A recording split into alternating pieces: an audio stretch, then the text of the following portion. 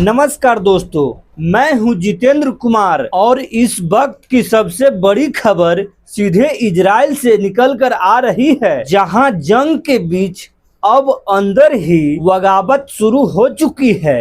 जी हां, जिस देश को दुनिया एकजुट मान रही थी, वही अब अपने ही लोग सड़कों पर उतरकर सरकार के खिलाफ खड़े हो गए हैं। निशाने पर है प्रधानमंत्री बेंजामिन नेतन्याहू। 25 अप्रैल को यरूशलेम से आई तस्वीरों ने पूरी दुनिया को हिला दिया।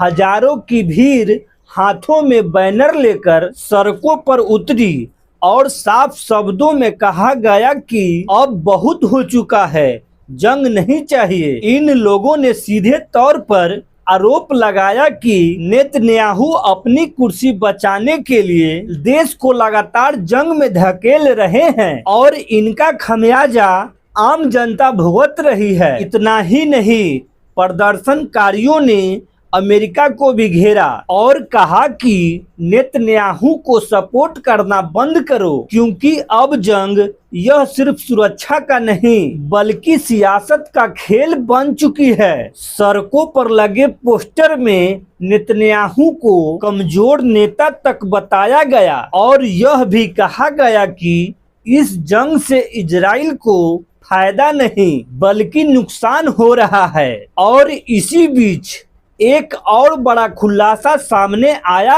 है, जिसने पूरी कहानी को और उलझा दिया है। अमेरिका के पूर्व राष्ट्रपति डोनाल्ड ट्रंप को लेकर एक लीक दस्तावेज में दावा किया गया है कि ईरान के खिलाफ जो सैन्य कार्रवाई हुई वह अमेरिका का खुद का फैसला नहीं था, बल्कि इजराइल की कहने पर की गई थी। यानी जो दुनिया को बताया जा रहा था वह पूरी सच्चाई नहीं थी।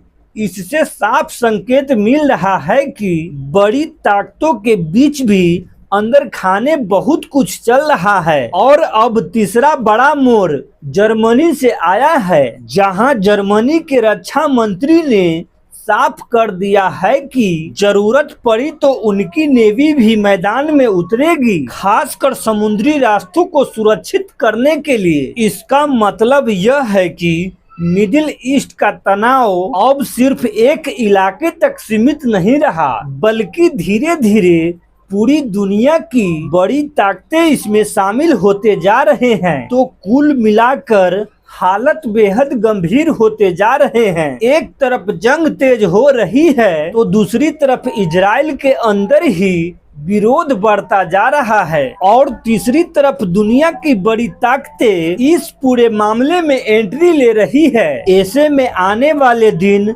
बहुत बड़ा मोड़ ले सकते हैं और स्थिति किस दिशा में जाएगी यह कहना भी बहुत मुश्किल है। लेकिन इतना जरूर है कि यह टकराव अब सिर्फ सीमाओं तक सीमित नहीं रहने वाला है।